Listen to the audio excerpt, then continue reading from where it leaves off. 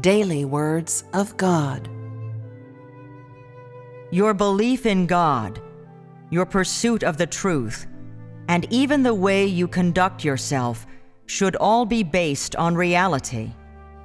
Everything you do should be practical, and you should not pursue such illusory, fanciful things.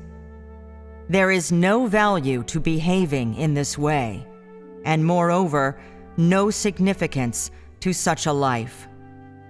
Because your pursuit and life are spent amid nothing more than falsehood and deceit, and you do not pursue things that have value and significance, the only thing you gain is absurd reasoning and doctrine that are not of the truth. Such things bear no relation to the significance and value of your existence, and can only bring you to a hollow realm. In this way, your whole life will be without any value or significance. And if you do not pursue a life of significance, then you could live 100 years and it would all be for nothing.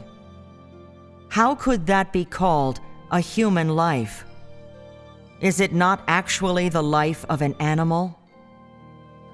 Likewise, if you try to follow the path of belief in God, but make no attempt to pursue the God that can be seen, and instead worship an invisible and intangible God, then is such pursuit not even more futile? In the end, your pursuit will become a pile of ruins. Of what benefit is such pursuit to you? The biggest problem with man is that he only loves things that he cannot see or touch, things that are supremely mysterious and wondrous, and that are unimaginable by man and unattainable by mere mortals. The more unrealistic these things, the more they are analyzed by man, who even pursues them heedless of all else, and deludes himself that he is able to gain them. The more unrealistic they are, the more closely man scrutinizes and analyzes them, even going so far as to make up his own exhaustive ideas about them. On the contrary, the more realistic things are, the more dismissive man is of them. He simply looks down his nose at them and is even contemptuous of them. Is this not precisely your attitude toward the realistic work I do today? The more realistic such things are, the more prejudiced you are against them. You don't spare any time to examine them, but simply ignore them. You look down your nose at these realistic, straightforward requirements, and even harbor numerous conceptions about this God who is most real, and are simply incapable of accepting his reality and normality. In this way, do you not believe amid vagueness? You have an unshakable belief in the vague God of times past, and no interest in the real God of today. Is this not because the God of yesterday and the God of today are from two different eras?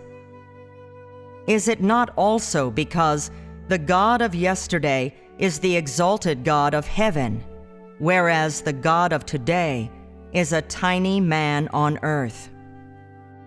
Is it not, moreover, because the God worshipped by man is the one produced by his conceptions, whereas the God of today is a real flesh produced on earth? When all is said and done, is it not because the God of today is too real that man does not pursue him? For what the God of today asks of man is precisely that which man is most unwilling to do, and which makes him feel ashamed. Is this not making things difficult for man? Does this not lay bare his scars? In this way, many of those who do not pursue reality become the enemies of God incarnate, become antichrists. Is this not an obvious fact? In the past, when God had yet to become flesh, you may have been a religious figure or a devout believer. After God became flesh, many such devout believers unwittingly became the Antichrist. Do you know what is going on here? In your belief in God, you do not concentrate on reality or pursue the truth, but instead obsess over falsehoods. Is this not the clearest source of your enmity to God incarnate? God incarnate is called Christ, so are not all those who do not believe in God incarnate the Antichrist? And so, is the one you believe in and love truly this God in the flesh?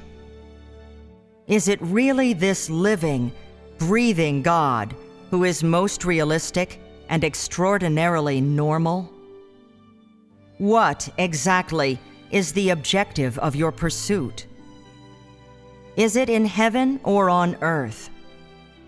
Is it a conception or is it the truth? Is it God or is it some supernatural being? In fact, the truth is the most real of life's aphorisms, and the highest of such aphorisms among all mankind, because it is the requirement that God makes of man, and is the work personally done by God. Thus it is called life's aphorism. It is not an aphorism summed up from something, nor is it a famous quote from a great figure. Instead, it is the utterance to mankind from the Master of the heavens and earth and all things, and not some words summed up by man, but the inherent life of God. And so it is called the highest of all life's aphorisms. Man's pursuit of putting the truth into practice is the performance of his duty, that is, the pursuit of satisfying God's requirement. The essence of this requirement is the most real of all truths, rather than empty doctrine achievable by no man.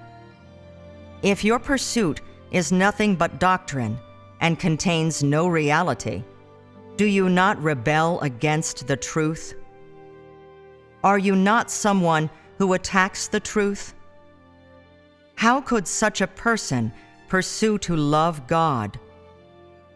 People who are without reality are those who betray the truth and are all inherently rebellious.